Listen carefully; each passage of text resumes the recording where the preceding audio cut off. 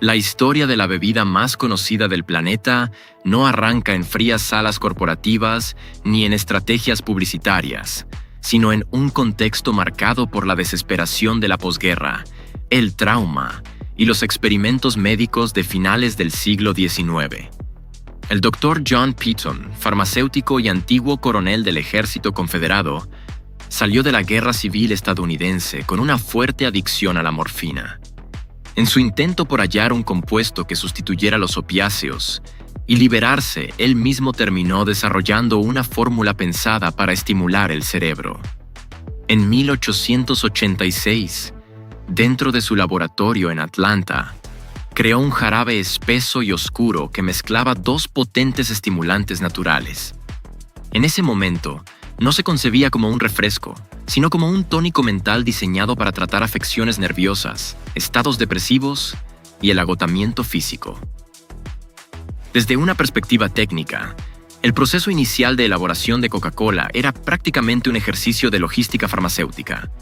Pitton operaba con una red global de suministros que, en esa época, escapaba a regulaciones gubernamentales estrictas. Su laboratorio funcionaba como una especie de planta química, donde los extractos vegetales se cocinaban en grandes recipientes de cobre hasta obtener un concentrado estable. El verdadero secreto de la fórmula estaba en la acción combinada de sus estimulantes. Por un lado, la liberación inmediata de dopamina generada por la cocaína. Por otro, el impulso sostenido de la cafeína presente en la nuez de cola. Aún así, Pitton era ante todo un hombre de ciencia, no un empresario industrial. No logró dimensionar el verdadero alcance comercial de su creación y terminó cediendo los derechos de la fórmula a un empresario llamado Asa Candler por apenas $2,300. Cuando Candler asumió el control en la década de 1890, aquel remedio legal inició su primera gran transformación industrial. Ante la creciente presión pública por los efectos de la cocaína, se vio obligado a rediseñar la composición del producto. Modificó el proceso para emplear hojas de coca ya procesadas, materia prima a la que las farmacéuticas le habían extraído previamente el alcaloide activo con fines médicos, dejando únicamente su perfil de sabor. Esto representó un uso brillante de subproductos industriales. Coca-Cola pasó a ser la única compañía con una autorización federal especial para importar hojas de coca, creando así una barrera química prácticamente imposible de superar para cualquier competidor. Lo que vendía no era solo una bebida, sino una experiencia de estimulación cuidadosamente replicada mediante un jarabe estandarizado, transformando la dependencia de un individuo en un hábito colectivo. Mientras Asa Candler consolidaba la marca, cometió uno de los errores logísticos más emblemáticos de la historia empresarial. Estaba convencido de que el futuro del producto dependía exclusivamente de las fuentes de soda, donde el jarabe se mezclaba con agua carbonatada al momento de servir. Bajo esa creencia, en 1899 vendió los derechos de embotellado de Coca-Cola en todo Estados Unidos a dos abogados por tan solo $1. Consideraba que fabricar envases de vidrio y transportar botellas llenas era una apuesta destinada al fracaso financiero. Sin embargo, esa decisión desencadenó, de forma inesperada, el nacimiento de uno de los sistemas de franquicias más poderosos de la historia industrial. En lugar de centralizar la producción en una sola gran planta, la empresa desarrolló una red logística descentralizada que permitió a la marca expandirse por el mundo con una velocidad extraordinaria. El núcleo técnico de este modelo se basaba en dividir los componentes del producto. En vez de trasladar pesadas botellas llenas de líquido desde un punto central, Coca-Cola distribuía únicamente el concentrado secreto. Las plantas embotelladoras locales se encargaban de la purificación del agua, la carbonatación y la fabricación del vidrio. Esto redujo de forma drástica la carga y los costos logísticos. Para resguardar este imperio frente a imitaciones y mantener la identidad de la marca, en 1915 se creó la icónica botella Contour. El encargo técnico para los ingenieros era muy preciso. Diseñar un envase que pudiera identificarse incluso al tacto, en la oscuridad o por sus fragmentos en el suelo. No fue solo una decisión estética, sino una solución de ingeniería orientada a evitar falsificaciones. La forma de la botella resultaba tan compleja de reproducir en talleres de vidrio rudimentarios que se convirtió en una barrera física de entrada para posibles competidores. Esto también implicó el desarrollo de sistemas de llenado rotativo de alta velocidad y tapas metálicas capaces de soportar la elevada presión del dióxido de carbono. Este modelo de franquicias terminó por convertir a Coca-Cola en un fabricante invisible. La empresa matriz en Atlanta dejó de operar como una simple planta embotelladora y pasó a funcionar como un núcleo de propiedad intelectual y conocimiento químico. Controlaban la fórmula, la información clave y el diseño del envase, los elementos verdaderamente estratégicos del negocio. Sin embargo, todo el riesgo financiero asociado a la construcción de plantas y redes de transporte recaía en los socios locales. Esto permitió a Coca-Cola alcanzar un nivel de disponibilidad prácticamente universal. La meta era clara y ambiciosa: que cualquier persona, en cualquier lugar, tuviera la bebida al alcance inmediato. Al separar el concentrado del agua, lograron esquivar las limitaciones físicas y económicas que frenaron a otras compañías, transformando una fórmula nacida en Atlanta en una auténtica religión industrial global. A comienzos del siglo XX, Coca-Cola ya había estandarizado su sabor, pero enfrentaba un desafío clave: la uniformidad de su principal fuente calórica. Para conservar la textura característica y la densidad energética de la bebida, necesitaban enormes volúmenes de azúcar de alta calidad.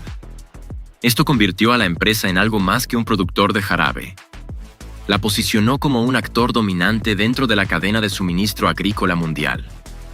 Ya no se trataba solo de adquirir insumos, sino de estructurar toda una logística global alrededor de una materia prima crítica. Dado que el precio del azúcar variaba constantemente por factores climáticos y tensiones geopolíticas, los ingenieros de Coca-Cola tuvieron que diseñar sistemas avanzados de compra, almacenamiento y control. El objetivo era claro: garantizar que cada lote de jarabe mantuviera exactamente las mismas propiedades químicas, sin importar dónde o cuándo se produjera. El reto técnico residía en la química del jarabe. El azúcar no cumplía únicamente la función de endulzar. También actuaba como conservante y aportaba la viscosidad necesaria para sostener la carbonatación. Si la calidad del azúcar fluctuaba, la retención del gas se veía comprometida, dando como resultado una bebida plana y con un sabor desagradable, incluso metálico. Para enfrentar este problema, Coca-Cola se convirtió en una de las primeras compañías en imponer estrictos estándares a sus proveedores, obligando a las refinerías de azúcar en el Caribe y Sudamérica a modernizar sus procesos industriales. En la práctica, estaba extendiendo sus propios criterios de control de calidad a fabricantes externos. A mediados del siglo XX, la empresa ya era el mayor consumidor de azúcar del planeta. Su capacidad de compra era tan grande que podía incidir en la estabilidad económica de países enteros. Dentro de sus instalaciones, esto exigió el paso de métodos manuales a sistemas automatizados de disolución continua, capaces de procesar enormes cantidades de azúcar granulada en un jarabe perfectamente transparente, sin intervención humana y libre de impurezas en la etapa crítica de la fórmula. Así nació una nueva escala logística. Al dominar el suministro de azúcar, Coca-Cola logró mantener su producto accesible para el público masivo, sin sacrificar ese impacto energético que lo hacía tan atractivo. La compañía consiguió alinear la biología del gusto humano con las exigencias del comercio global, construyendo un sistema financiero y químico extremadamente difícil de replicar. El punto de inflexión logístico más importante en la historia de la marca llegó en 1941, tras el ataque a Pearl Harbor. Robert Woodruff, entonces presidente de la compañía, emitió una orden que se volvería legendaria: garantizar que cada soldado estadounidense recibiera una botella de Coca-Cola por 5 centavos, sin importar el lugar ni el costo que esto implicara para la empresa. Esto no fue simplemente un acto de patriotismo, sino una jugada logística magistral respaldada por el Estado. Robert Woodruff logró convencer al gobierno de Estados Unidos de excluir a Coca-Cola del racionamiento de azúcar, argumentando que la bebida era clave para mantener la moral de las tropas. En la práctica, esto convirtió al ejército estadounidense en un canal de distribución global para la compañía. Mientras otros productos de consumo desaparecían de los mercados debido a la escasez provocada por la guerra, Coca-Cola no solo resistió, sino que se expandió. La empresa envió especialistas técnicos conocidos como coroneles de Coca-Cola directamente a las zonas de conflicto. No eran militares, sino ingenieros industriales encargados de levantar 64 plantas embotelladoras detrás de las líneas de combate en Europa, el norte de África y el Pacífico.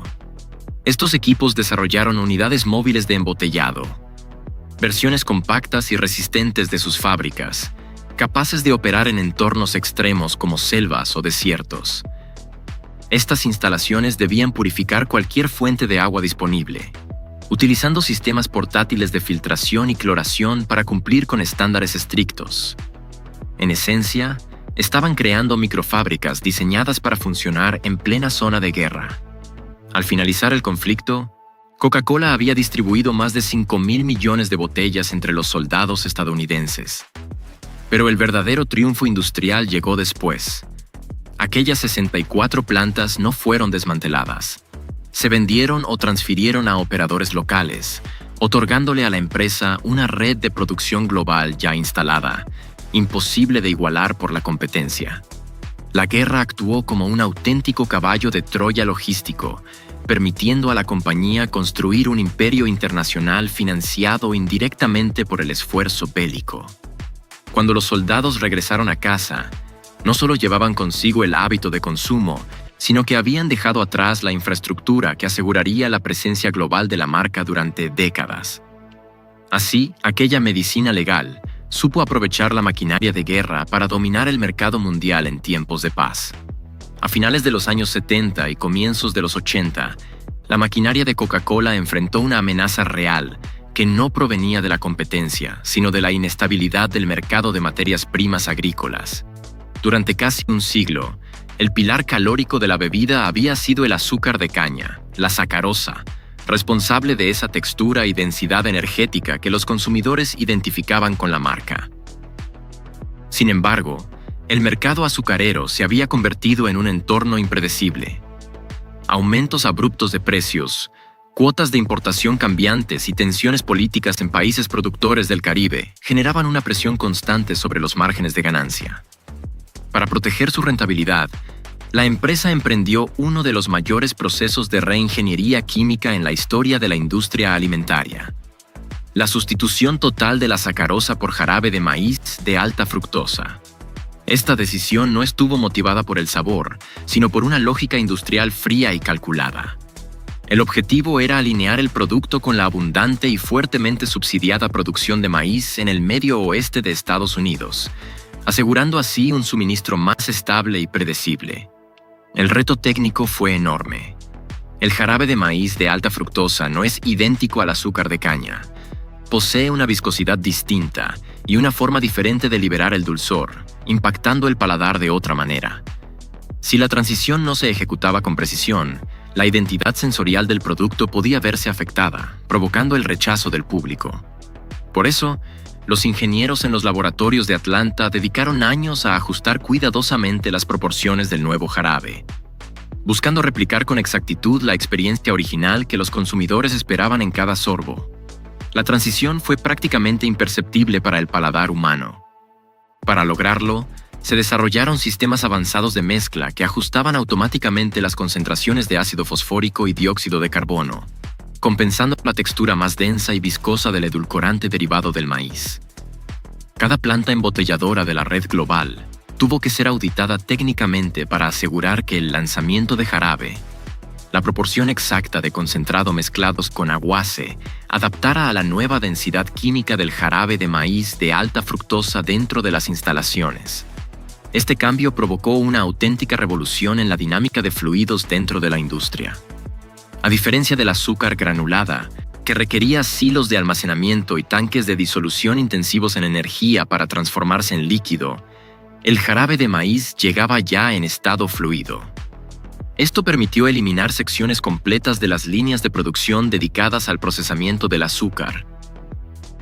Las fábricas evolucionaron hacia un sistema totalmente líquido, utilizando medidores de flujo de alta precisión para controlar el movimiento de los edulcorantes a través de tuberías.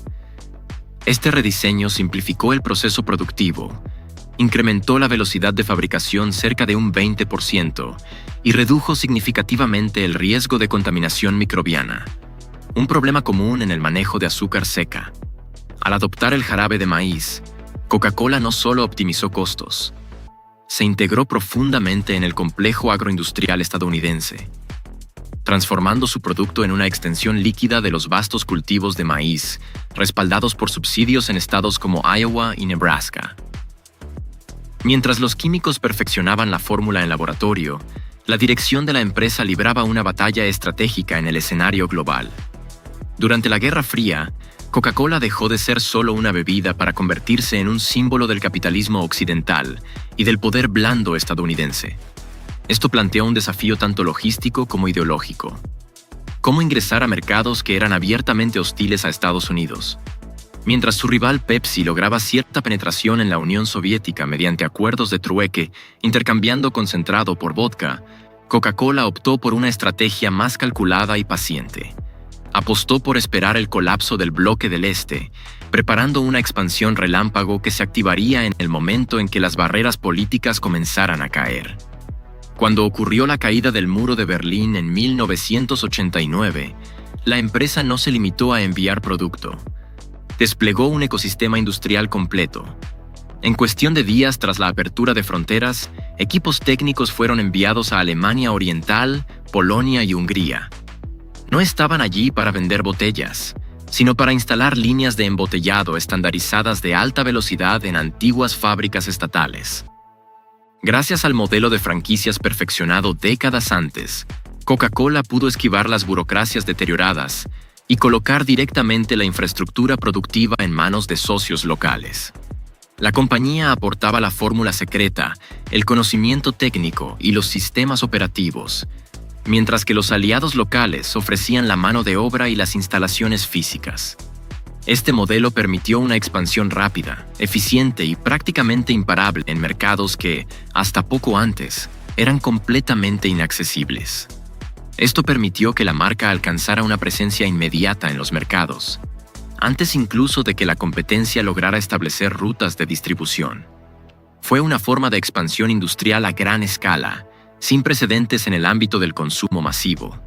A mediados de los años 90, Coca-Cola ya había construido una red logística paralela a lo largo de Eurasia, que en muchos casos resultaba más confiable que la propia infraestructura estatal.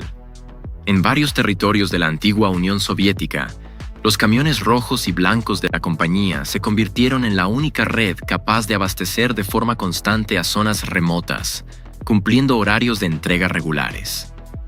La bebida legal había logrado penetrar el mundo comunista no mediante fuerza, sino gracias a una arquitectura de distribución superior y una fórmula que evocaba una sensación aspiracional de libertad. El desenlace de la Guerra Fría evidenció que una red logística bien diseñada podía superar cualquier barrera ideológica, transformando antiguos adversarios en consumidores habituales, al posicionar la marca como parte esencial de la nueva dinámica global. Con la llegada del siglo XXI, la empresa enfrentó un nuevo reto: la creciente presión global contra el consumo de azúcar. El aumento de la obesidad y las regulaciones más estrictas sobre bebidas azucaradas obligaron a Coca-Cola a reinventar su modelo sin depender exclusivamente de su producto calórico principal. La respuesta fue regresar, en cierto modo, a sus raíces farmacéuticas. Convertir en producto el recurso más básico: el agua. A través de marcas como Dasani y Kinley, la compañía desarrolló un sistema de purificación que le permitió transformar agua corriente en un producto estandarizado de alcance global. La clave técnica de este sistema estaba en la reingeniería mineral. A diferencia del agua mineral natural, limitada por su origen geográfico, Dasani es un fluido completamente procesado. El agua pasa por múltiples etapas de ósmosis inversa que eliminan todas sus características originales, creando una base neutra. Posteriormente, se le añade una combinación específica de minerales, como cloruro de potasio, sulfato de magnesio y sodio para garantizar un perfil de sabor uniforme. Así, una botella producida en Dubái tiene el mismo gusto que una fabricada en Nueva York. Este enfoque representó una optimización extrema de la cadena de suministro. La empresa ya no dependía de transportar agua desde fuentes naturales específicas. Lo que comenzó como el experimento de un veterano dependiente de la morfina, logró sobrevivir a guerras, crisis económicas y cambios políticos a lo largo de la historia moderna. Hoy, al observar su estructura industrial, se revela la máxima expresión de la evolución del capitalismo. Un sistema que transformó una simple medicina legal en una presencia global casi ritual, demostrando que el poder más efectivo no es solo físico, sino aquel capaz de influir directamente en la mente humana. Si este contenido te ha aportado valor, suscríbete para seguir desbloqueando oportunidades. Dale al like y nos vemos en el próximo.